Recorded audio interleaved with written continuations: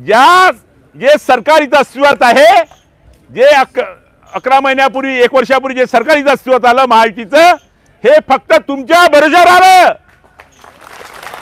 परंतु यांना अजिबात जाण नाही। ही फार मोठी शोकांतिका आहे। म्हणजे 11 महिन्यापासून आपण पोटाच्या देठापासून बोलून राहिलो, तरी हे गेंड्याच्या कातडी सरकार नमून राहिलं। ही फार मोठी शोकांतिका आहे। आणि म्हणून या आम्ही सर्व शिष्य नेतृत्वाने ठरवलं की आता आपल्याला गोदामायच्या शरणी गेलं पाहिजे। आता जे काही करण आपली गोदामाय करण, कारण हे तीन मामे आपले काही करणार नाही। म्हणजे गोदामाय त्यांना ऑर्डर देईल, अरे बाबांनो हे माझ्या मुलांकडे बघा, माझ्या मुलींकडे बघा, अशी परिस्थिती सरकारने आपल्याला आणली आहे। सांगायचं तात्पर्य एवढंच की आपला जो आवाज आहे, हा आवाज म्हणजे सरकारी आकड्यानुसार आपण 1,34,000 आपण म्हणतो, पण बालाजी साहेब आपल्याला असं वाटतं आपण त्यापेक्षा जास्त आहोत। 1.75चा रेकॉर्ड आकडा मंत्रालयामध्ये जो बालाजी पाटलांनी काढलेला आहे, पण आपण 1,34,000 बोलतो। पण गेल्या 11, 12, 13, 14 आंदोलनात जे आंदोलन झाले, त्या आंदोलनाचा जर पूर्ण महाराष्ट्राचा अंदाज जर काढला, आपण 30,000च्या वर, म्हणजे 30,000चे आपले मुंडके, 30,000च्या वर कोणतेच मुंडके दिसले नाही। ही फार मोठी शोकांतिका आहे। म्हणजे 1,34,000 म्हणा, 1,75,000 म्हणा, हे पोरं मुलं मुली कुठे गेली? हे घरी बसले आहे का? त्यांच्या कार्यालयामध्ये झोपली आहे का? म्हणजे तुम्ही लोक तुमच्या न्याय हक्कासाठी, तुम्हाला कायमस्वरूपी रोजगार मिळाला पाहिजे यासाठी तुम्ही दिवाळी काळी केली, तुम्ही स्वतःचा परिवार उघड्यावर टाकला, तुम्ही नाशिकला आले, तुम्ही आझाद मैदानला आले, तुम्ही संविधान चौक नागपूरला आले, तुम्ही छत्रपती संभाजीनगरला गेले, तुम्ही सांगलीला गेले, प्रत्येक ठिकाणी तुम्ही स्वतःच्या परिवाराची पर्वा न करता तुम्ही तुमच्या रोजगारासाठी आपल्या 1,75,000, कारण आता ही वेळ जी आहे, ही वेळ अटीतटीची आहे, हे संघर्षाची वेळ आहे। जर आपण या 2-3 महिन्यामध्ये, 1-2 महिन्यामध्ये जर आपण काही करू शकलो नाही, तर हे सरकार आपल्याला काहीच देणार नाही। म्हणून माझं एवढंच म्हणणं आहे की आम्ही बालाजी पाटील असो, तुकाराम बाबा असो, आम्ही सर्व मंडळी असो, आम्हाला असं वाटते तुम्ही आमचे लहान भावंड आहात, तुम्ही आमचे लहान भाऊ आहात, लहान बहिणी आहात। आम्ही समाजात वावरतो, आम्ही पाहतो, अरे कोणाला शिक्षणाचा प्रश्न प्रत्येक घरामध्ये आहे, रोजगाराचा प्रश्न प्रत्येक घरामध्ये आहे। अरे काही आमच्या भगिनींची, लहान मुलामुलींची घरची संध्याकाळी चूल पेटत नाही, आरोग्याचा विषय आहे। आणि या 6,000 रुपये, 8,000 रुपये, 10,000 रुपये जे आम्हाला चॉकलेट देते सरकार, त्यामध्ये कसं भागतो? आमचं नाही भागत। पण तरी जीव तोडून, पोटापासून जीव तोडून तरी आमच्या मुलामुलींना वाटते की माझ्या परिवारासाठी मी जगलं पाहिजे, माझ्या लहान भावंडासाठी मी जगली पाहिजे, माझ्या म्हाताऱ्या आईवडिलांसाठी मी जगली पाहिजे, मी यांच्यासाठी काम केलं पाहिजे, यांच्यासाठी नोकरी केली पाहिजे, आणि या नोकरीतून माझ्या परिवाराचा उदरनिर्वाह झाला पाहिजे। ही प्रामाणिक भूमिका तुमची सर्वांची आमची आहे। पण तरी हे सरकार जागेवर येत नाही। म्हणजे या सरकारचं डोकं ठिकाणावर नाही। म्हणजे महाराष्ट्राच्या मुख्यमंत्र्यांना सर्व आम्ही मंडळी भेटलो, कमी 3-4दा, महाराष्ट्राच्या उपमुख्यमंत्र्यांना भेटलो 2-4दा, जे महाराष्ट्राचे संकटमोचक म्हणतात गिरीश महाजन, यांना किती भेटलो अंदाज नाही। आणि या आपला विभाग ज्या मंत्र्याकडे आहे, कौशल्य विकास विभाग, तो जो एक अब्जोपती माणूस इथं बसून ठेवला आहे, निस्तेज मंत्री मंगल प्रभात लोढा, तो तर आमच्याकडे डुकुरी पाहत नाही। म्हणजे अशी अवस्था आहे। म्हणजे सांगायचं तात्पर्य एवढेच की आता निर्णायक वेळ आली आहे। म्हणजे आम्हाला कधी असं वाटतंय आम्हाला सर्वांना, आम्ही तुमच्याजवळ कितीदा भाषण द्यावी। म्हणजे आम्हाला असं जाणवते, आम्हाला असं वाटतं की आम्ही अपराधी आहोत तुमचे, आम्ही तुम्हाला गुंतवून ठेवलं। कधी आम्हाला वाटते तुमच्या आंदोलनाला तुम्हाला निरोप द्यायचा का नाही असं आम्हाला वाटते। परंतु कसं आहे, अंतिम श्वासापर्यंत लढाई लढावी लागते। म्हणजे जेव्हा एखादा सैनिक पाकिस्तानच्या बॉर्डरवर गेला, चायनाच्या बॉर्डरवर गेला, तो तशी अंतिम श्वासापर्यंत लढाई लढतो का? त्याच्यामध्ये त्वेष असते की मी लढाई जिंकणार, माझा भारत देश जिंकणार, मी पाकिस्तानला हरविणार, मी चायनाला हरविणार। तशा प्रकारची लढाई तुम्हाला लढाई लागणार आहे की मला एक दिवस न्याय मिळेल, माझ्या परिवाराला न्याय मिळेल, मला हक्काची नोकरी मिळेल, मला रोजगार मिळेल, मला कायमस्वरूपी रोजगार मिळेल, मला 10,000ची दुप्पट 20,000 मानधन होईल। ही भावना तुमच्या प्रत्येकाच्या मनामध्ये आहे। त्यामुळे ही भावना, हे जिद्द तुमच्यामध्ये असल्यामुळे तुम्ही आज गोदाकाठच्या या नाशिकला तुम्ही आले आहे. तुमच्यामध्ये ही जर भावना नसती तुम्ही आले नसते. ही प्रत्येकाच्या मनातली भावना आहे, प्रत्येकाच्या मनातलं दुःख आहे. हे दुःख व्यक्त करण्यासाठी आणि आपल्या दुःखाची जी आग आहे हे गोदामायच्या प्रवाहामध्ये ओतून द्यासाठी तुम्ही आपण सर्व इथं आलेलो आहोत. आणि मला पक्का शाश्वती आहे की तुकाराम बाबांनी, बाळाजी पाटील साहेबांनी आणि सर्वांनी जो निर्णय घेतला नाशिकचा, हा नाशिकचा निर्णय हा योग्य निर्णय आहे. या नाशिकमधून ही आग आता पूर्ण महाराष्ट्रभर पेटणार आहे. कारण हे नाशिक हे फार पवित्र शहर आहे, संत महात्म्याचं शहर आहे. आणि या नाशिकमधून जी आग पेटेल ती महाराष्ट्राच्या मुख्यमंत्र्यांना, महाराष्ट्राच्या उपमुख्यमंत्र्यांना आणि दोन्ही उपमुख्यमंत्र्यांना ही आग त्यांच्या जेव्हा ऑफिसपर्यंत पोहोचेल ही चटके तुम्हाला आम्हाला त्यांना द्यायची आहे. म्हणून माझी या निमित्तानं सर्वांना विनंती करतो की हे आंदोलन हे बेमुदत आंदोलन आहे, पण हे बेमुदत आंदोलन तुम्हा आम्हाला जिवंत करण्यासाठी हे आपल्याला तेवढ ठेवावे लागेल. आदरणीय तुकाराम बाबा असो, बाळाजी पाटील असो, संपूर्ण मंडळी असो, हे जे लोक तुम्हाला सांगतील त्याप्रमाणे तुम्ही वागा, त्याप्रमाणे नियोजन लावा, त्याप्रमाणे तुम्ही शिस्त ठेवा, अशी माझी तुम्हाला कळकळीची विनंती आहे. कारण शेवटी ही लढाई कोणी तुम्ही एकट्याची नाही, ही महाराष्ट्राच्या तमाम 1,34,000 असो, 1,75,000 असो, या सर्व तरुण मुला मुलींची लढाई आहे. ही लढाई 175 पोरांची नाही, तर 175 महाराष्ट्रातल्या पूर्ण परिवाराची लढाई आहे. कारण हे लोक त्यांच्यावर अवलंबून आहे.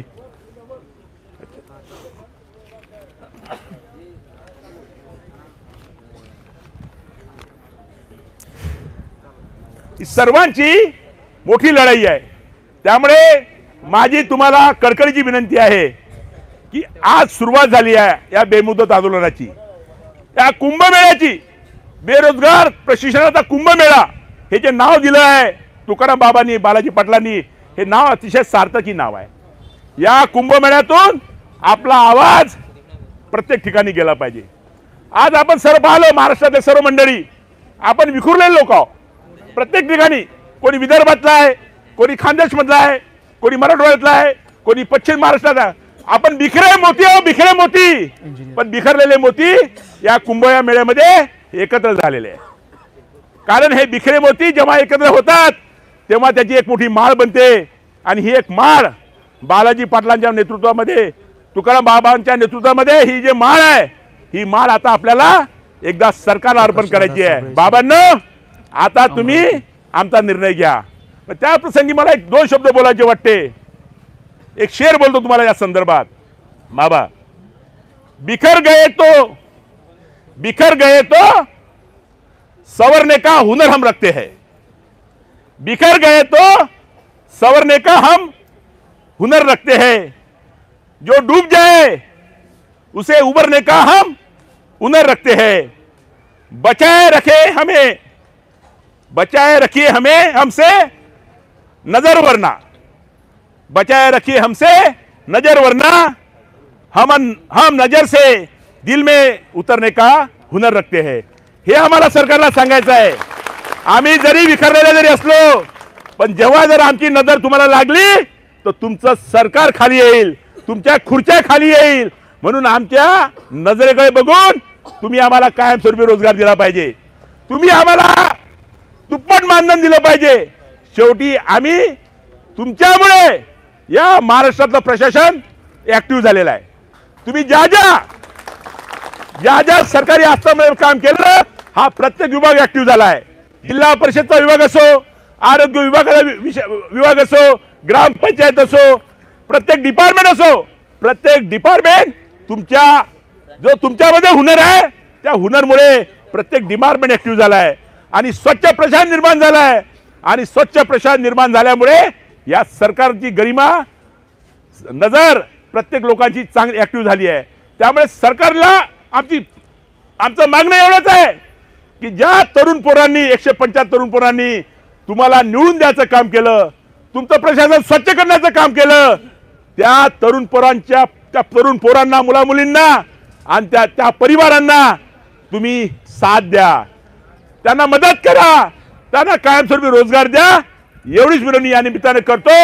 आणि कुंभमेळ्याच्या माध्यमातून जो भविष्याचा कुंभमेळा होणार आहे, त्याच्या आधी हा जो तरुण बेरोजगाराचा महाराष्ट्राला कुंभमेळा आहे, या कुंभमेळ्यात जो एल्गार एक प्रकारचा आपण पुकारलेला आहे, त्या एल्गाराची दखल, महा एल्गाराची दखल या एक मुख्यमंत्री आणि 2 उपमुख्यमंत्री म्हणजे तिन्ही मामांनी घ्यावी अशी कळकळीची विनंती करतो।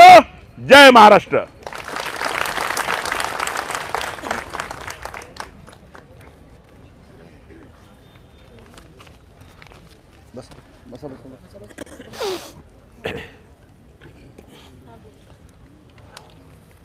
ते जरा बाहेरून पाठिंबा देणारे इकडे इकडे आपल्या ह्याच्याकडे भरपूर जागा आहे, तुम्हाला ऐकू येणार नाही।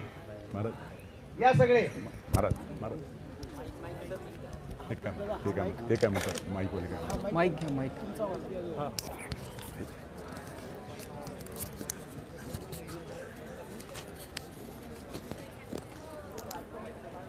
सर्व इकडं ओट्यावर या, इकडं या, इकडं चप्पल खाली सोडा आणि वर येऊन बसा। सावली आहे इकडे, उन्हात कोणी बसू नका, हे उन्हात थांबलेले या इकडं, वाटलं तर ज्याला ऊन सहन होत नाही त्यांनी इकडे येऊन बसा, पण आता कडेला थांबू नका। तेव्हा ते पलीकडले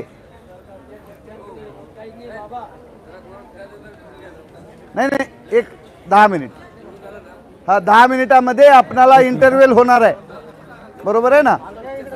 हा 1 मिनिट सर, बोलवा बरं सगळे इकडं थोडं सर का बस। तेव्हा ते कसं चालायला लागलेत बघा, ते थोडं तरी जान आहे का त्यांच्यामध्ये बघा।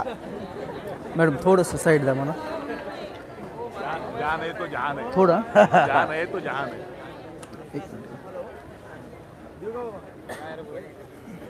उठ तरुणा जागा हो म्हणायची वेळ आली आता,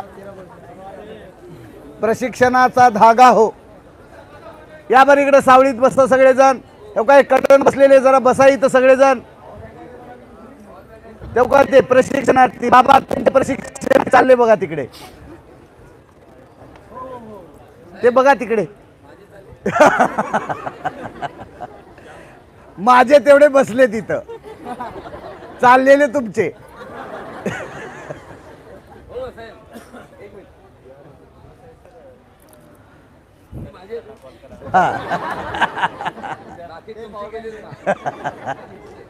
ठीक आहे, या सगळे वरी या। आता विदर्भ वीर, विदर्भाचे सुपुत्र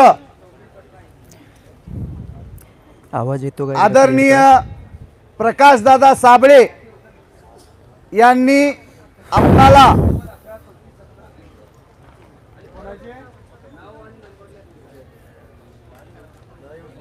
आता तुम्ही जरा आता शांत बसा बरं। ओ बंधू, आता तुम्ही थोडस मला इशाऱ्यावर, मुके कसं करतात, मुके बहिरे आंधळे इशाऱ्यावर करतात बघा, तसं करा। आदरणीय प्रकाशदादा साबळेंनी आपणाला उत्स्फूर्त असं मार्गदर्शन केल्याबद्दल आपण प्रकाशदादांचं प्रचंड टाळ्याच्या कडकडाटामध्ये स्वागत करा, अभिनंदन करा। हो का, हे पाठीमागचे मागे पडले बघा, आता तुम्ही वाजू नका टाळ्या, तुम्ही वाजवल्या, हे वरच्या टाळ्या कशा वाजतात बघू बरं जरा।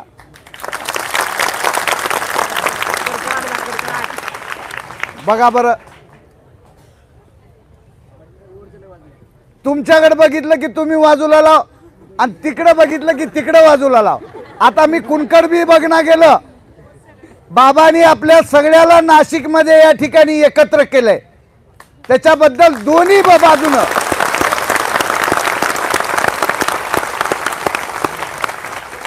ही पण काही टाळी मला काही बरोबर वाटली नाही।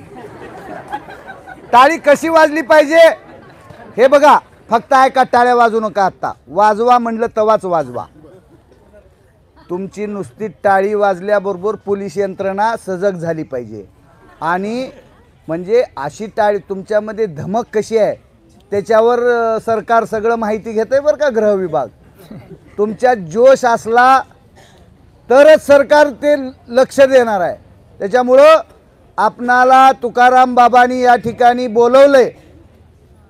कुठं बोलवलं तर नाशिकमध्ये गोदा काठावर. पण गोदा काठावर आपणाला आणलं कुठं? ईदगाह मैदानावर. कुठं का आणणार? पण नाशिकमध्ये गोदामाईच्या कुशीतच आपण आलेलो आहोत. म्हणून एकदा अशा प्रकारे टाळी वाजवा की प्रशासनाला आपली दखल आजच घ्यावं लागेल.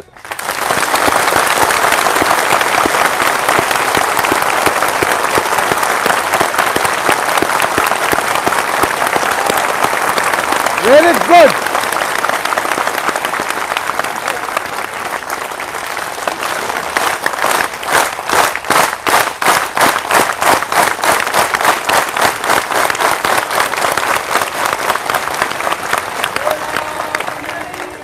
विठ्ठल श्री ज्ञानदेव तुकाराम महाराज की जय.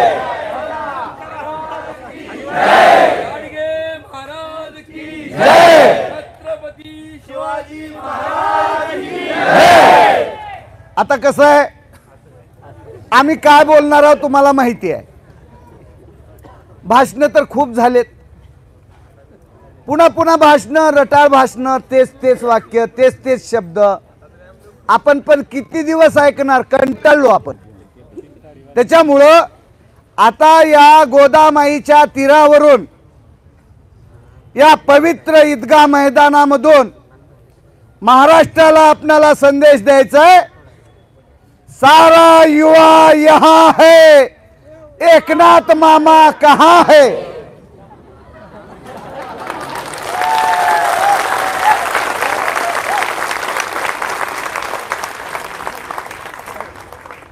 मी म्हणेन सारा युवा यहाँ है, देवा मामा कहाँ है. जोरात म्हणायचं. पोलीस डिपार्टमेंटला कळलं पाहिजे हे भाचे आल्यात, हे भाचे आलेत. अरे हे नेमकं कोण आहेत? हे मुख्यमंत्र्याचे भाचे आणि भाच्या आल्यात पोलीस डिपार्टमेंट बांधवानो. अरे सारा युवा यहाँ है, अरे सारा युवा यहाँ है. एकनाथ मामा, मग नंतर अजित मामा. अरे सारा युवा यहाँ है, अरे सारा युवा यहाँ है,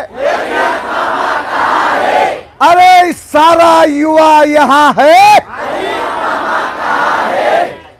अजित मामाला तर काही घेणं ना देणं काही हाय का? बादशाचं बादशीचं शेतकऱ्याला उलट सुलट बोलणं. त्याच्यामुळं भावानो, बाबा आपली परिस्थिती कशी झाली आहे सांगतो. आता ही जी संख्या आज अपेक्षेपेक्षा नक्कीच कमी आहे, त्याच्याबद्दल काही नाही. पण जेवढी आहे तेवढी काही कमी नाही, हे तितकंच खरं आहे. काय झालं, एवढे कष्टानं मेहनतीनं सगळे आलेत. जे आलेत त्यांच्या पुढेच तुम्ही नाराजी व्यक्त करत होतो म्हणून मी तुमच्यावर नाराज झालतो.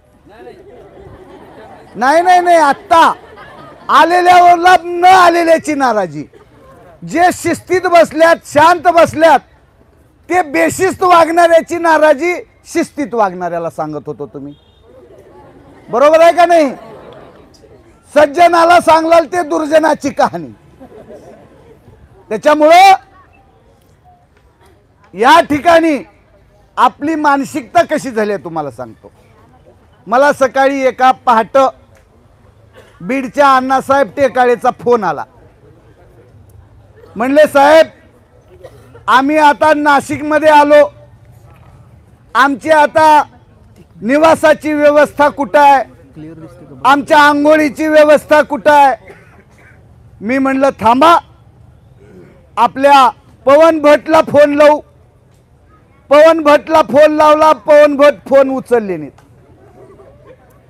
ऐका, पूर्ण ऐकल्यावर मग हसा, टाळ्या वाजवा, काय वाजवायचे ते वाजवा. मग दुसरा फोन लावला भारती मॅडमला, कारण हे तुकाराम बाबांचं मंत्रिमंडळ आहे. मग या मंत्रिमंडळातला पहिला मंत्री जर कोण असेल तर पवन भट्टला फोन लावला, त्यांनी फोन उचलला नाही. दुसरा फोन लावला भारतीताईला, त्यांनी फोन उचलला नाही.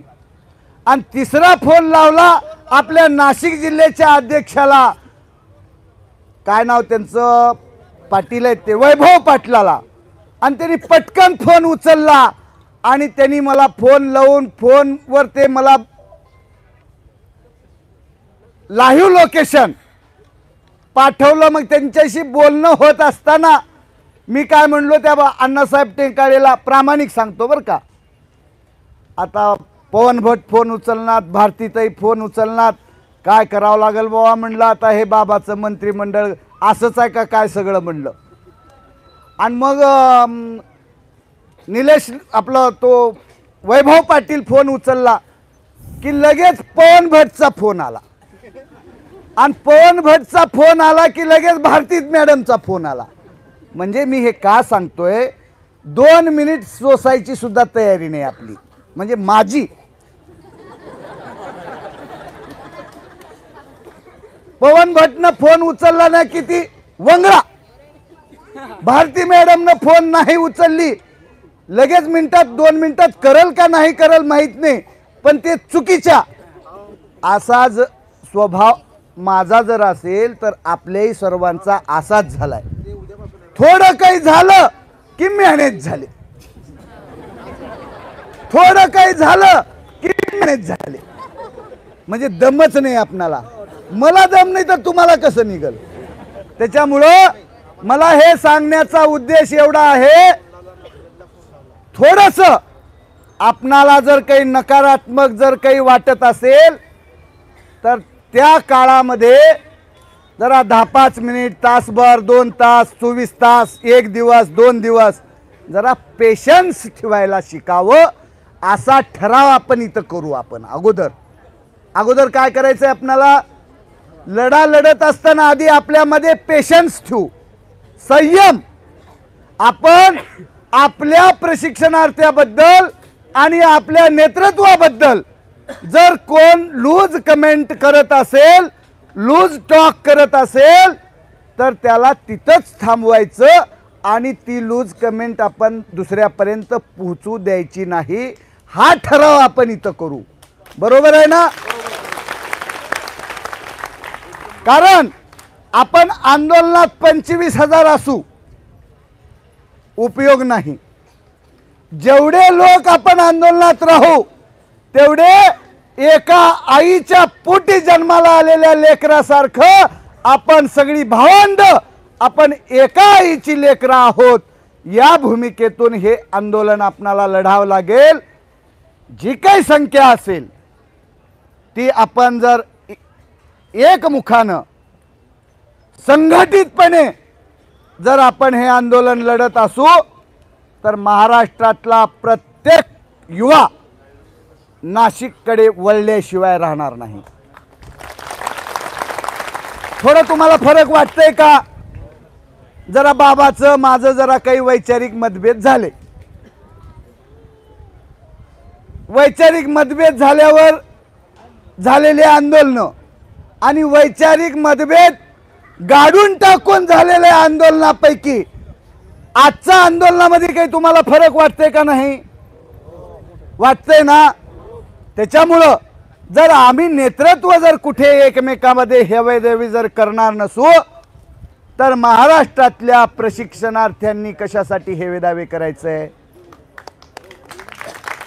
कोण नेतृत्व आपल्यासाठी लढेल त्या नेतृत्वाच्या पाठीमागे आपण खंबीरपणे थांबून आपला न्यायाचा लढा अधिक तीव्र करण्यासाठी आपण या ठिकाणी आज एकमुखानं निर्णय करूया.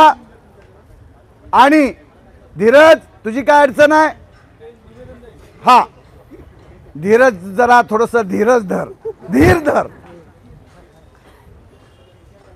आपण आता या पुढील काळामध्ये आपणाला 2-4 मुद्द्यावर आपणाला थोडंसं विचार करावा लागणार आहे। या ठिकाणी बाबांनी सगळी जबाबदारी घेतली आहे। बाबांनी जबाबदारी घेतली म्हणून काही बाबांवर सगळं जबाबदारी आपल्याला टाकलं तर जमेल का? त्यांनी घेतले, जिथं कमी तिथं बाबा। बघा मंत्रिमंडळ तुमचं किती सजग आहे बाबा। बघा तुम्हाला उगत थोडी सुद्धा चटका बसण्याच्या आधीच बोलायला लागले। त्याच्यामुळं आपणाला नुसतं बाबावर जबाबदारी टाकून जमणार नाही। आपणाला आता पहिले हे विचार करा, बाबा काही घाई नाही ना तुम्हाला? नाही ना? आपणाला हे आंदोलन बेमुदत करायचंय ना? नाही। हे तर कोणच बोलणार?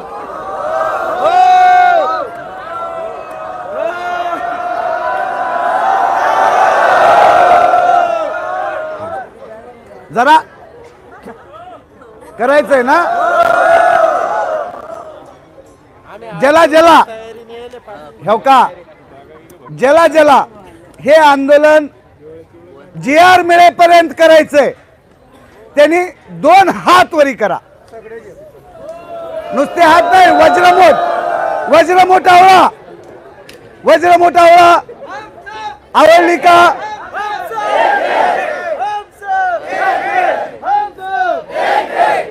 हे बघा खाली हात घ्यायचं नाही। हे बघा आता हे असं घ्या हात, आणि आपलं मी इंजिनियर YouTube निपुण बारसाखळे कुठे आहेत? सगळ्या महाराष्ट्राला दाखवा। आता महाराष्ट्रातला जो युवा घरात बसून हे बघतोय, त्या सर्व महाराष्ट्रातल्या युवाला हा नाशिकमध्ये आलेला युवा आणि युवती आवाहन करत आहेत, हम सब हम सब हम सब हम सब हमारी मांगे पूरी करो, हमारी मांगे पूरी करो। हो का इकडे बिघडले बघा, इकडले हो का, इकडे बघितलं की इकडले हातावर इकडले इकडलं की असं नका करू। हो का हे सगळं जरा ईदगाह मैदान सुद्धा पेटून उठलं पाहिजे। नाशिकमध्ये 50 लोक, नाशिकमध्ये 10,000 प्रशिक्षणार्थी आहेत, आणि आलेत किती? बाबांनी नाराजी व्यक्त केली 50 आलेत, 100 आले असतील। उद्याच्याला नाशिक मधल्या 10,000 प्रशिक्षणार्थ्यांपैकी 10,000 प्रशिक्षणार्थ्यांचे नातेवाईक सुद्धा या ईदगाह मैदानावर आले पाहिजे। आणि बाबा तुम्ही आता मनाची तयारी करा, तुम्ही जेवढा मंडप टाकचाल तेवढा कमीच पडणार। हे सगळं मैदान भरला पाहिजे। आपण जर ठरवलं ना भावानो, हे ईदगाह मैदान भरलं पाहिजे, आणि ज्या दिवशी हे ईदगाह मैदान भरेल त्या दिवशी सरकार या ठिकाणी आणून तुम्हाला GR देईल। हे तितकंच खरं आहे का नाही? त्याच्यामुळं तुम्ही फक्त बाबा आम्हाला एक 2-3 दिवस डाळ काय म्हणतात भात आमटी, 2-3 दिवस तुम्ही भात आमटी खाऊ घाला। इथे जर जागा पूर्ण गेली का नाही, नाशिक मधल्या सगळ्या स्वयंसेवी संस्था या ठिकाणच्या राज्यातल्या या प्रशिक्षित युवा आणि युवतीला खाऊ घालण्यासाठी या ठिकाणी स्टॉल मांडतील, आणि सगळ्यांच्या भोजनाची व्यवस्था या ठिकाणी होईल। 2-3 दिवस आपल्याला तयारी करावं लागेल, आणि महाराष्ट्रातला 25,000 युवा, अरे वा, मग तर हो का तुकाराम बाबा कुठेच कमी पडणार नाही म्हणले।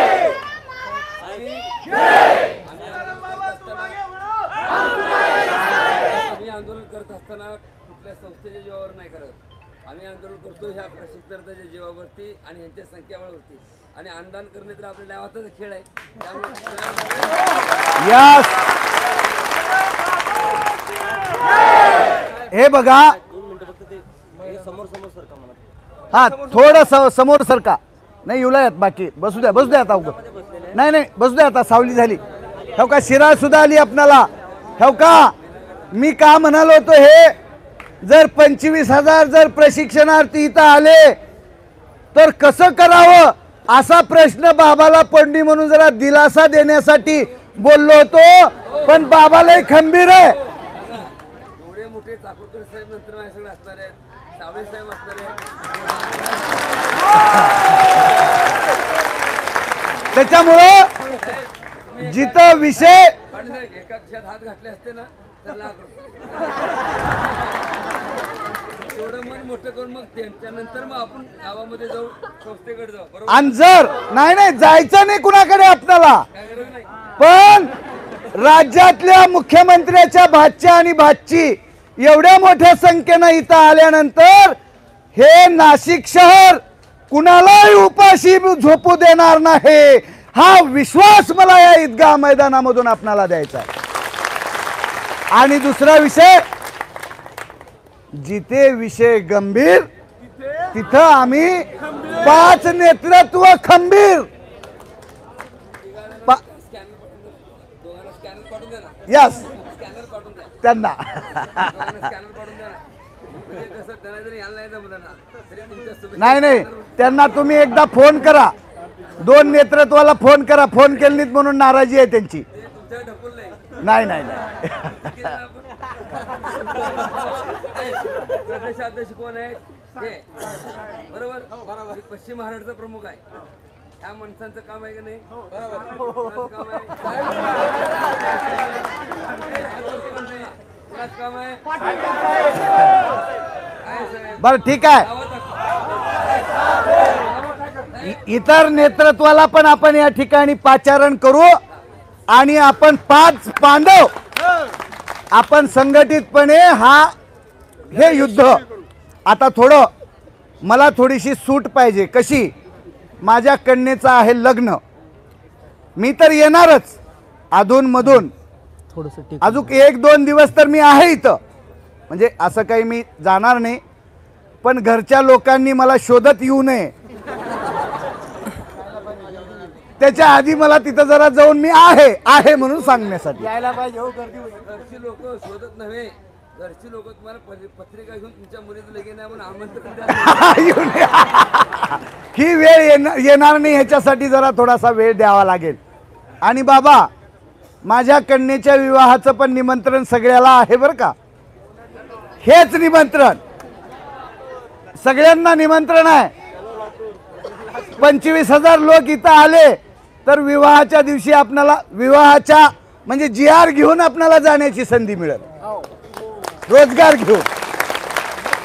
संख्या जर कमी पडली सरकार वाकणार नाही. मी तुम्हाला विनोदाचा भाग आतापर्यंत बोलला, पण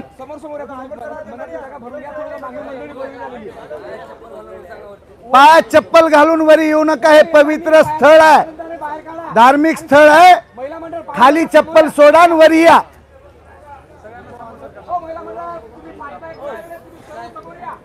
बाबा तुम्ही नाराज झालतो संख्या कमी आहे म्हणून, तेव्हा ते बघा जथ्थेच्या जथ्थे. त्याच्यामुळं चला पुढे या.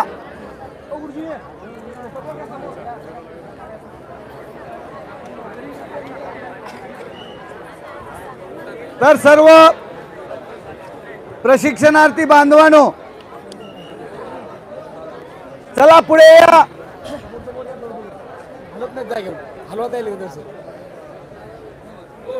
हे जरा पुढे सरका जरा. महिला भगिनी पुढे जरा.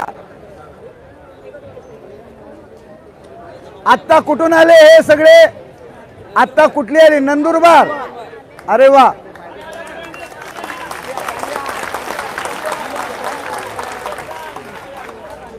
मला वाटते आजच्या आंदोलनामध्ये 36 जिल्ह्यामधून नंदुरबारची संख्या मोठी असेल. आता मी तुम्हाला विचारतो, फक्त नंदुरबार जिल्ह्याचे किती प्रशिक्षणार्थी त्यांनी हातवरी करा.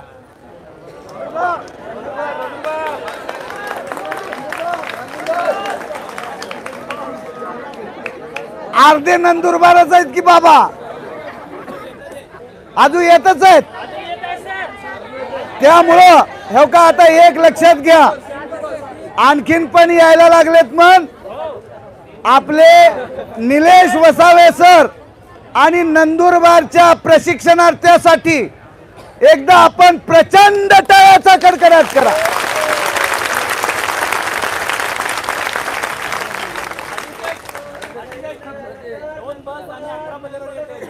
आता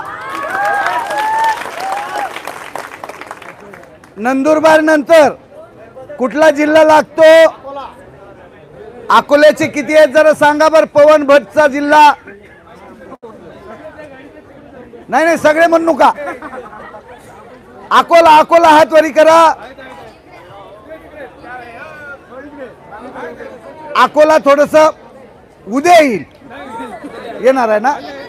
हा हो का बाबा, आता मी तुमच्या सगळ्याच्या वतीनं सांगतो, जर करता हा योगी जर महाराष्ट्राचा मुख्यमंत्री झाला तर पहिल्या मंत्रिमंडळामध्ये निलेश वसावेला पहिलं स्थान द्या. आणि उद्याच्या तारखेमध्ये एवढी संख्या पवननं आणला तरच मंत्रिमंडळात स्थान, नाहीतर तुमचा स्वीय सहाय्य करून टाका. विनोदाचा भाग महत्वाचा नाही, आपणाला संख्या वाढवावी लागेल. नंदुरबार जसं पेटून उठून या ठिकाणी आलेलं आहे, तशा प्रकारे 36 जिल्ह्यातल्या प्रशिक्षणार्थ्यांनी आता नाशिककडे धाव घ्यावी लागेल. नक्कीच बाबा, आता आंदोलन मागे घ्यायचं नाही, हा निर्णय या ठिकाणी आपण सगळ्यांनी घेतलेला आहे. त्यामुळं घ्यायचं नाही.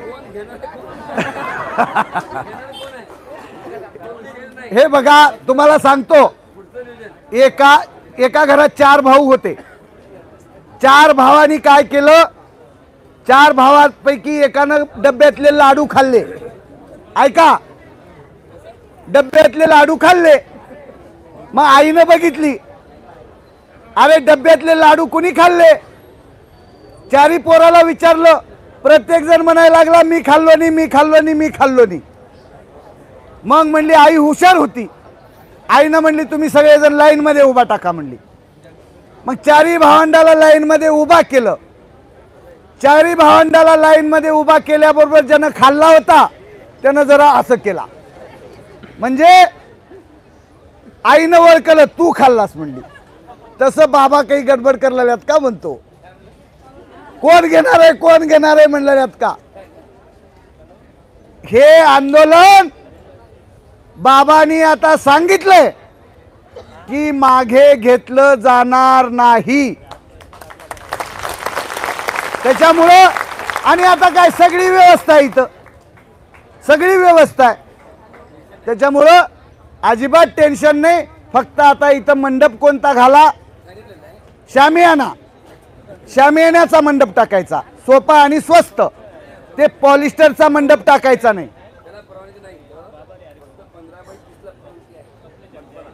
नाही पण आता उन्हात कसं बसणार हे?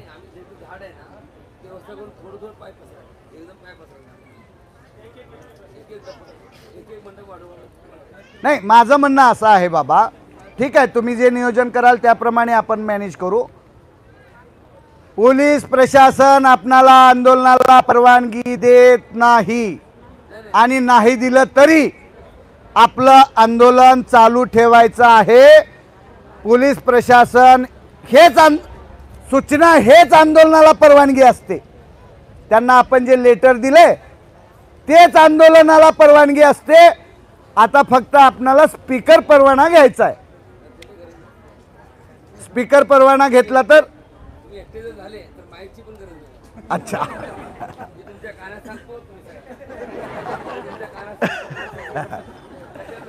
त्याच्यामुळं आपणाला भावानो, आता ज्या जिल्ह्यामधून लोक आलेले आहेत त्या जिल्ह्यातल्या सर्व प्रशिक्षणार्थ्यांनी आता पहिलं काम करायचं, आपापल्या जिल्ह्यामधल्या पदाधिकारी असतील, कार्यकर्ते असतील, प्रशिक्षणार्थी ॲक्टिव्ह असतील, त्या सर्वांना फोन करा.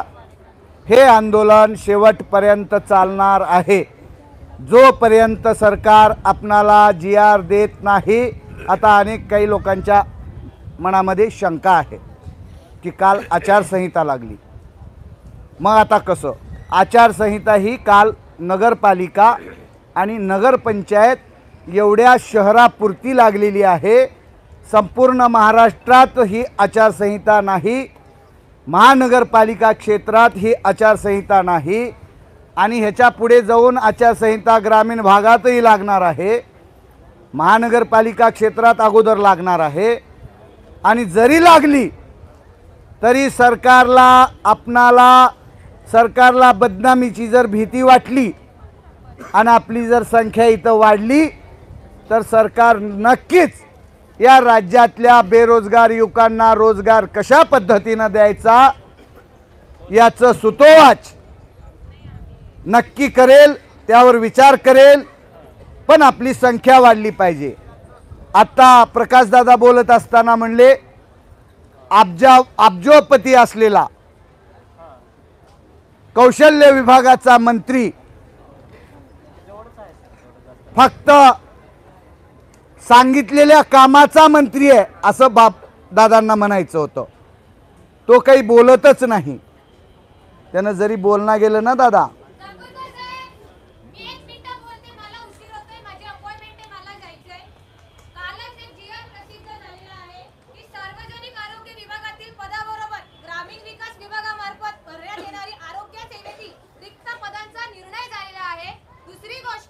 शिक्षक लोकांना जिथे स्थानिक जिल्हा परिषदेच्या शाळा आहे तिथे शिक्षक लोकांची भरती घेण्यात येणार आहे. माझा मुद्दा काय आहे, सरकारला आता हे सांगा, जिथल्या प्रशिक्षणार्थींनी आता प्रशिक्षण घेतलंय त्याच प्रशिक्षणार्थींना कंटिन्यू करा. त्या म्हणजे ज्या जो आता GR निघालाय त्याद्वारे नंतरून विषय राहिला ग्रामपंचायतवाल्यांचा, महानगरपालिकावाल्यांचा आणि महसूल विभागावाल्यांचा. जर ही संख्या इकडे वगळली तर त्यांची संख्या कमी होते आणि रोजगार मागायला सोपं होतं. हा विषय तुम्ही आता सरकारकडे सांगा की आता आम्हाला ह्या पद्धतीने तुम्ही आम्हाला कंटिन्यू करू शकता. कॉन्ट्रॅक्ट बेसिस वरती भरताय, ठीक आहे, थोड्या दिवसांसाठी आम्ही करू कॉन्ट्रॅक्ट बेसिस वरती. पुन्हा काय होणार आहे मी तुम्हाला आता सांगते. जिल्हा परिषदेच्या निवडणुका काय परत ते चॉकलेट देतील आणि पुन्हा आपल्याला 5 महिने देतील, 6 महिने देतील आणि विषय संपून टाकतील. त्यानंतर सराउंडिंग मध्ये ह्याच गोष्टी पुन्हा होणार आहे. पुन्हा या, पुन्हा जा, पुन्हा या, पुन्हा जा. त्यामुळे आता जो 4 तारखेचा GR आलेला आहे, त्यानंतर 28 तारखेचा तो GR शिक्षक लोकांसाठी आलेला आहे, तो त्यांना दाखवा.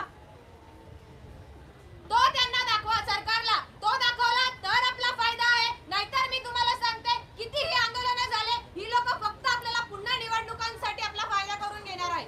एवढंच मी बोलते. बाकीचा निर्णय तुकाराम बाबांवरती, तुमच्यावरती आहे आणि बाकीच्या प्रशिक्षणार्थींवरती आहे. हेच मला तुम्हाला सांगायचं.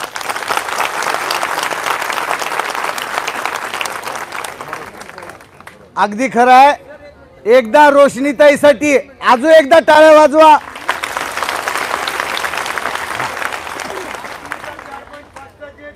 7-9चा GR आहे सर, त्याच्यामध्ये सुद्धा हेच म्हणलेलं आहे की पुढील जे जागा निघणार आहेत कंत्राटी पदावर किंवा आहेत त्या स्थापनेला जे रिक्त जागा आहेत त्या जागेवर आम्हाला 10% समान घेतले तर रोजगार आपल्याला भीक मागायची गरज नसते.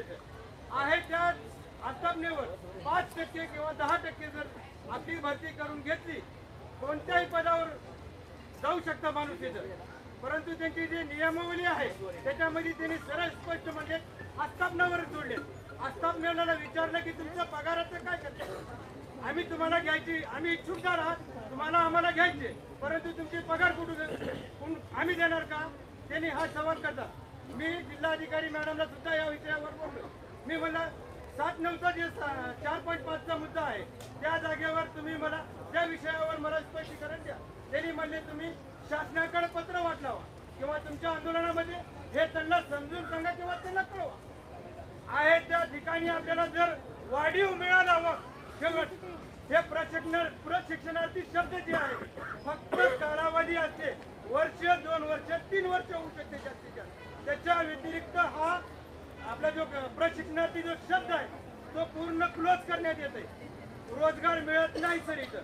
प्रशिक्षण हे शब्द तिथून निघाला, रोजगार उपलब्ध होत आहे. त्या आहेत त्या स्थापनेमध्ये रिक्त जागा जी आहेत त्या रिक्त जागेमध्ये 10% समावून घ्यावे आम्हाला. मग प्रत्येक विभागामध्ये रिक्त जागा आहे. तुमचा जिल्हा कोणता? लातूर जिल्हा अहमदपूर. तर अहमदपूरच्या आपल्या भावासाठी पण एकदा जोरदार टाळ्या. अहो आम्ही काही रोशनीतही कमी आहोत का? आमच्या जिल्ह्यामध्ये सुद्धा बहादर आहेत. तुम्ही नाशिक मधलेच बहादर नाहीत, लातूर मधले सुद्धा बहादर आहेत हे दिसून आलं.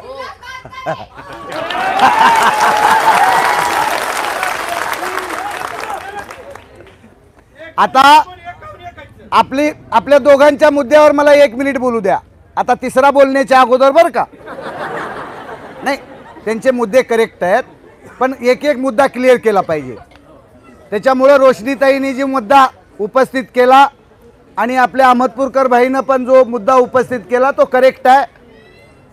होतंय काय, आपण आंदोलन करतोय आणि आपल्याशी थोडं ऐका बरं, महत्त्वाचा विषय आहे. आपसामध्ये कोणी बोलू नका. यानंतर तुमच्या काही सूचना असतील तर आपण ऐकू.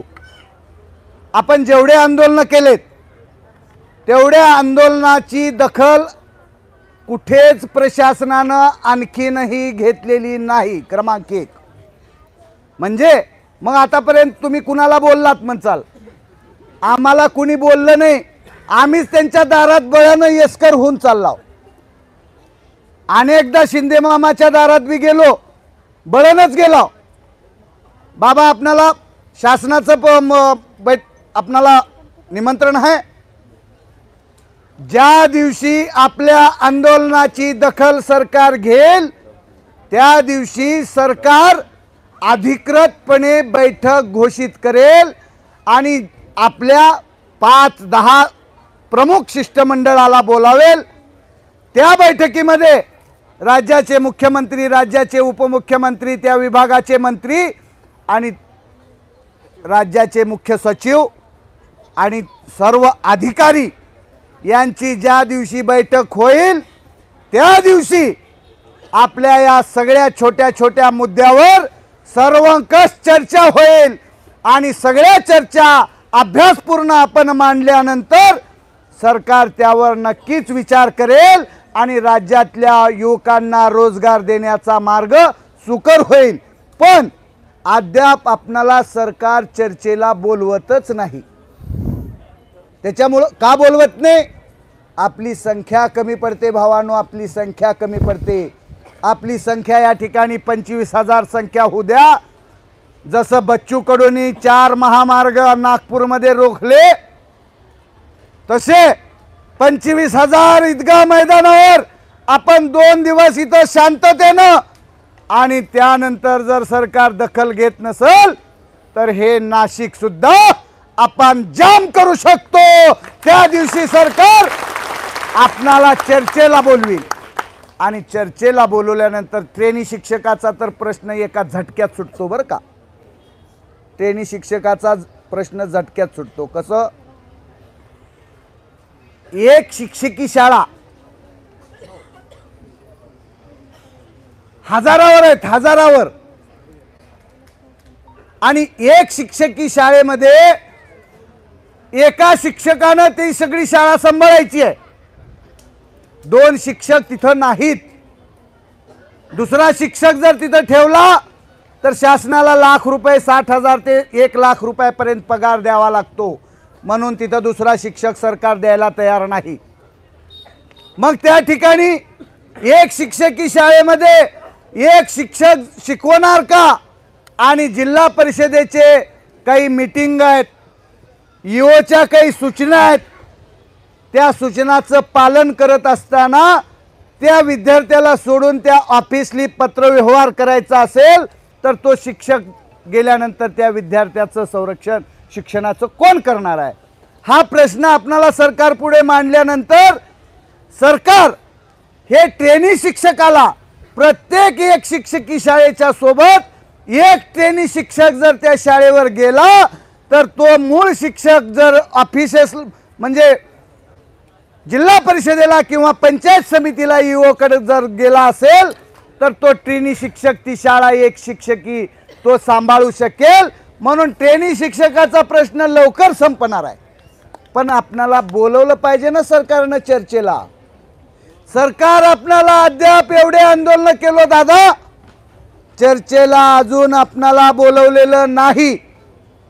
आझाद मैदानावर आपण आंदोलन केलं, विधान भवनामध्ये आपणाला बोलवलं, पण आपलं नीट ऐकून पण घेतलं नाही. खोटी आश्वासनं दिली गेली. ज्या दिवशी मुख्यमंत्री महोदयांची बैठक सर्व अधिकाऱ्यासोबत लागेल आणि आपले 5 नेतृत्व आणि प्रशिक्षणार्थ्यामधून 5 प्रमुख नेतृत्व करणारे 5 किमान 10 लोकांची तरी मीटिंग आपल्याला व्हायला पाहिजे.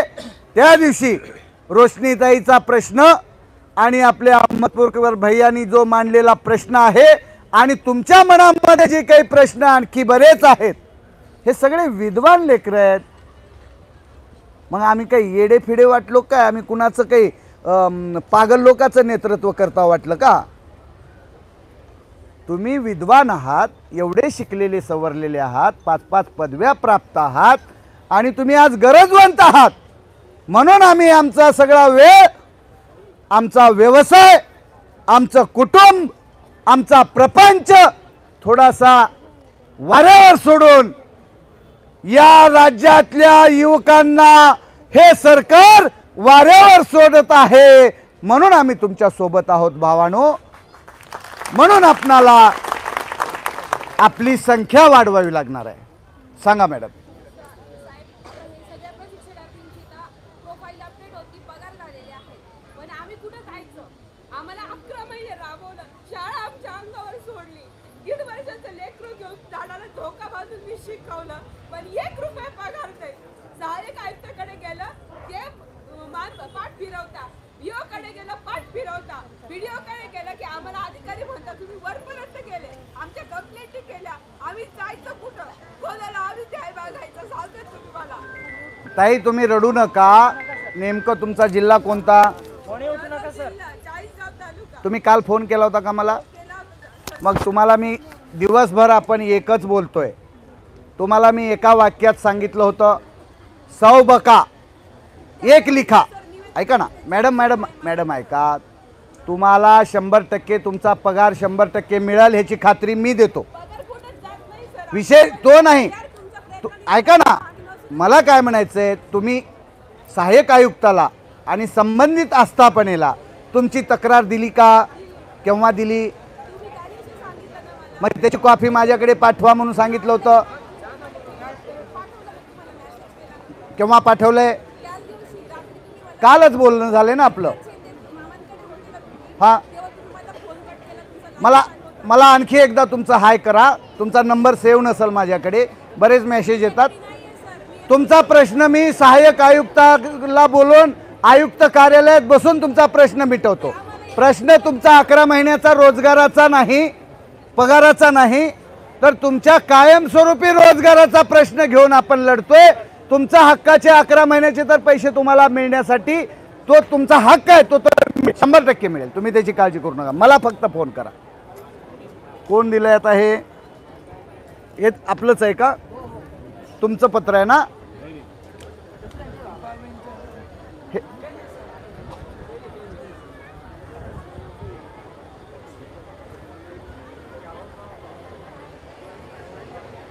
प्रोफाईल दिसत नाही का?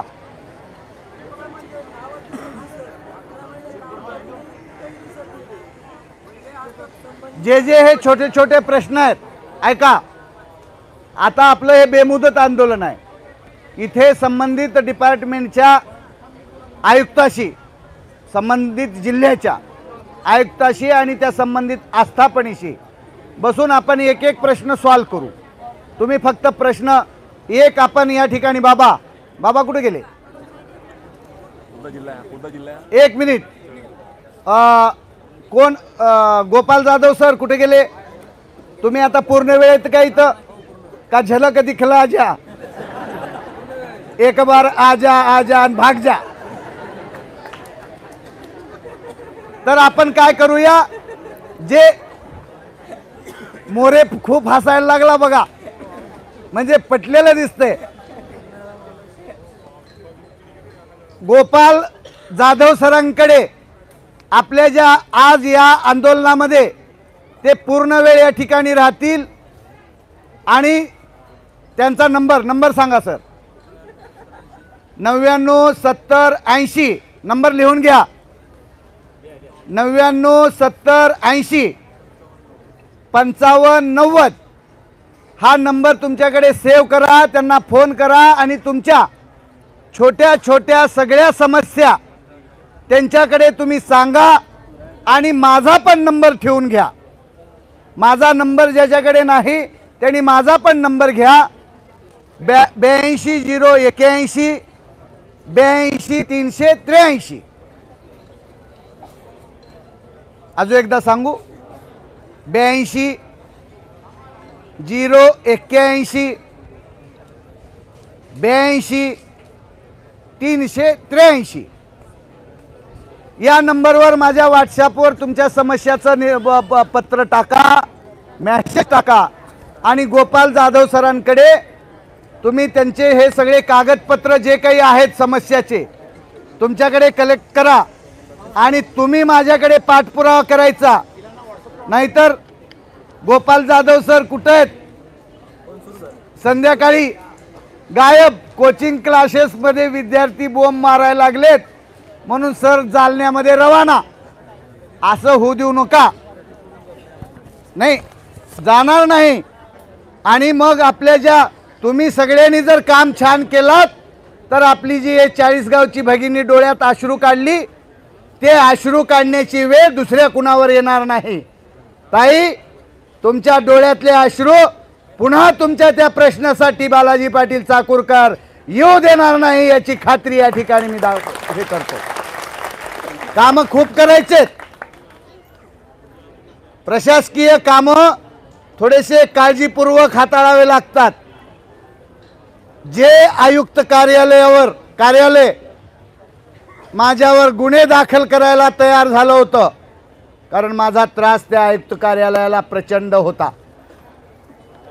ते कार्यालय आपल्या प्रेमात पडले. आता त्या आयुक्त कार्यालयामध्ये बालाजी पाटील चाकूरकर जर त्या ठिकाणी गेले तर त्या ठिकाणच्या आयुक्तासह उभा टाकून सॅल्यूट करण्याचा प्रकार आता आयुक्त कार्यालयामध्ये चालू आहे.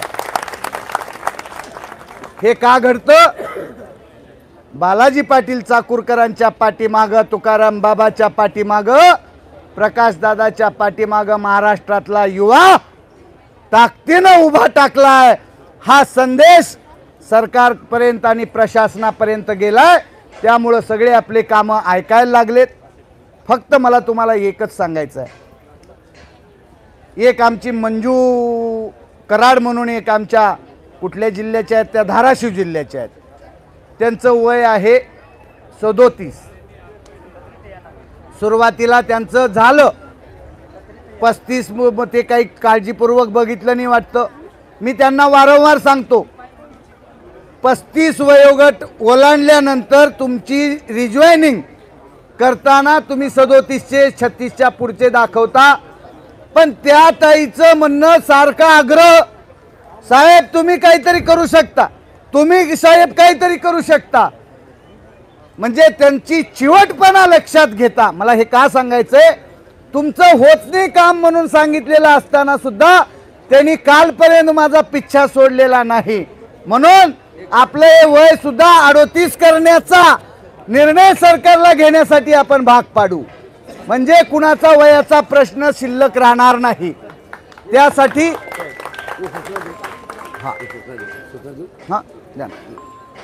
तो मध्यंतरमध्ये आता बाबा सूचना करतील. त्या सूचनाच्या अगोदर मी तुम्हाला फक्त एकच सांगतो, 100 बका 1 लिखा. आपली काही समस्या असेल संबंधित आस्थापनेमध्ये आणि सहाय्यक आयुक्त कार्यालयाकडे आपली लेखी तक्रार द्या आणि त्याची कॉपी आमच्याकडे पाठवा. एवढंच मी शेवटचं बोलतो, थांबतो. धन्यवाद. जय हिंद, जय महाराष्ट्र. या ठिकाणी आपण आत्ताच माननीय साबळे साहेबांनी माननीय चाकरकर साहेबांच्या माध्यमातून आपण आपली कथा ऐकलेली आहे आणि आपल्या सर्व आवाज येत नव्हता. आवाज तुम्हीच घालवला आहे माझा. तर सर हे इकडे सर ना तर आवाज करा ना. येऊ लागलाय बाबा आवाज. बरं येते ना आवाज.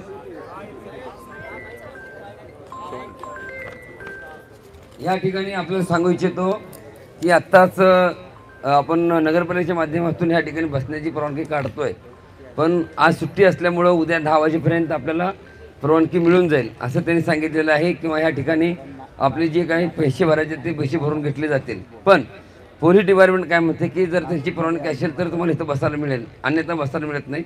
तर मी साहेबांना स्वतः फोन केला की साहेब इथं आमची परवानगी मिळत नाही आहे, त्यामुळं आता मी असं बसू की नाशिक फिरायला जाऊ म्हणून विचारलं साहेबांना. कुठं? मग ते म्हणले नाशिक कसं फिरायला जाणार? तर आम्ही म्हटलं चालत जाणार, जसं आता आलो तसं. कसं? नाही मग तुम्ही थांबा म्हणले, आम्ही 10 मिनिटात तुम्हाला सांगतो. तर मग जर साहेबांनी नाही ऐकलं तर मग आपण एक मोठा हॉल घेतलेला आहे. आपण सगळी लग्नाला आलो. कशाला आलो आता? लग्नाला. आणि लग्नाच्या कार्यासाठी किंवा साखरपुड्यासाठी आलो. त्याचं कार्यालय कुठं आहे? जनार्दन महाराज मठापाशी आपण मोठं हॉल घेतलेलं आहे 2000 लोकांचं अगोदरमध्येच. त्याला 60,000 रुपये मोजलेत. किती? त्यामुळे तर सगळी बसू तिथं आणि उद्या परवानगी काढून परत उद्या चालत परत पोलीस डिपार्टमेंट संकट. काय अडचण? आणि लयच म्हणले काय तर मग सरळ इथून दर्शन करू, बाकीचं टेन्शन नाही. इथून डायरेक्ट सिटीला जाऊन पाया पडून येऊ, दिंडी काढू. दिंडी काढला परवानगी आहे का? टाळ आणलेले आहेत. गाडी देताना मी टाळ सोबत आणलोय. सरकारपेक्षा डोकं चांगलं चालवलं आहे. येताना टाळ आणलेत. आपण नमस्कार करू. शिर्डीला दिंडीला चाललो आहे. शिर्डीला जाऊन पाया पडून आम्ही परत पुन्हा इकडे पुत्र इथली मुलं परत शिकणार ती परवानगी काढतील. शिर्डीला जायचं का? चालत जाऊ. नसेल तर मग इथं जाऊ.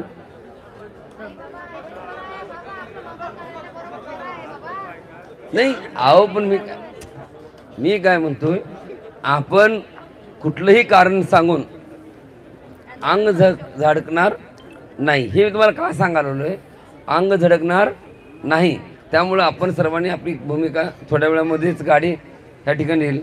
आणि आल्यानंतर आता पाण्याचे टँकर सांगितलं होतं. पाण्याचे टँकर आलेलं आहे. ज्यांना पाणी प्यायचं ते पाणी स्वच्छ पाणी आहे आणि तुम्ही पाणी पिऊ शकता. आणि पिण्यासाठी पण GR पण सांगितलेले आहेत, ते देखील यायला लागले आहेत. एक थोड्या वेळामध्ये फक्त ठिकाण फिक्स नव्हतं. आपलं ठिकाण दुसरीकडे असल्यामुळे गाडी तिथं भांडी प्रपंच तिथं मांडलेला आहे, तो उचलून परत गाडीत घातला आहे आणि आता तो इकडे येतो. म्हणजे आपल्या सर्वांनी विनंती आहे की नियोजन केलेलं आहे, पण ते एका दिवसामध्ये नाही झालं म्हणून तुम्ही दंगा करू नका, एवढे या ठिकाणी सांगतो. काय झालं? साहेबांचा फोन आला. धन्यवाद. साहेबांचा फोन आला. आता तुम्ही चलत आहे का बाबा? आता त्यांना गोपाळ सर, ओ गोपाळ सर, दिल्याशिवाय आम्ही इथून हलणार नाही. बरोबर आहे. उगा आता पण करायची नाही. करू चला. ज्या ठिकाणी परमिशन देतील तिथं तर जाऊ. हो एक इथंच राहू द्या. एक साहेब बोला.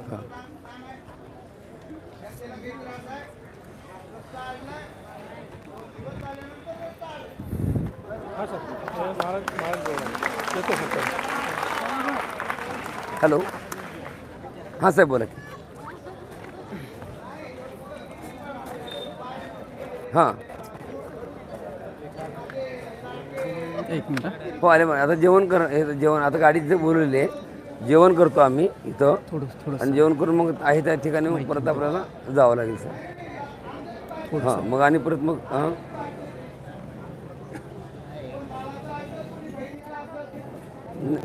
एक मिनिट. व्हेकल नाही ना सर, सगळे रेल्वेने गाड्या लांब आहेत ना आणि एवढ्या गाड्या पण नाहीत कोणाच्या. पोरं जे आहेत ना सगळे बस सगळे एक लाईनने चालत घेऊन जायला लागतील सगळे सर. म्हणजे मी काय म्हणतो साहेब, आहे त्या ठिकाणी आहेत ना, ज्या ठिकाणी आता राहतोय आपण त्या ठिकाणी बाकीच काय अडचण नाही. ज्या महिला आहेत आम्ही जरा रूममध्ये झोपायला पाडून देतो. जे मुलं आहेत ते फक्त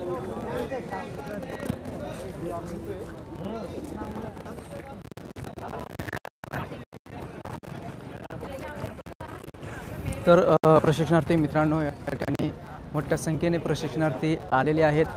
तुम्ही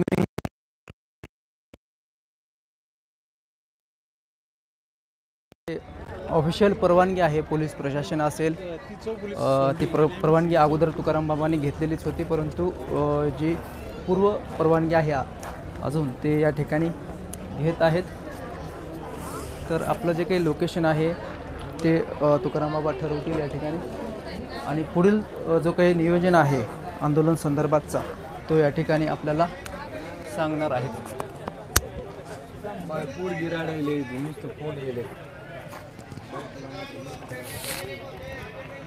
थोडं एक मिनिट सर.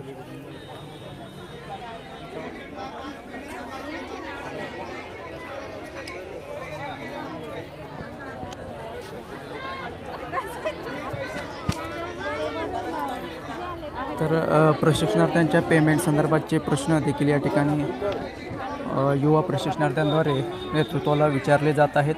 ते प्रश्न देखील या ठिकाणी सॉल्व करण्याचा प्रयत्न या ठिकाणी नेतृत्वाच्या माध्यमातून होत आहे. ओके. सो प्रशिक्षणार्थी मित्रांनो, या ठिकाणी आपण थांबूया लाईव्ह आणि परत जे काही नियोजन असेल आंदोलनासंदर्भात परत एकदा लाईव्ह घेऊन तुम्हा सर्वांपर्यंत ही अपडेट मी देण्याचा प्रयत्न करेन. त्यामुळे पुनश्च एकदा तुम्ही सर्वजण या लाईव्हमध्ये जुळल्याबद्दल तुमचा या ठिकाणी मी खूप खूप आभार मानतो आणि हे लाईव्ह या ठिकाणी आपण थांबवत आहोत. सो पुनश्च एकदा धन्यवाद.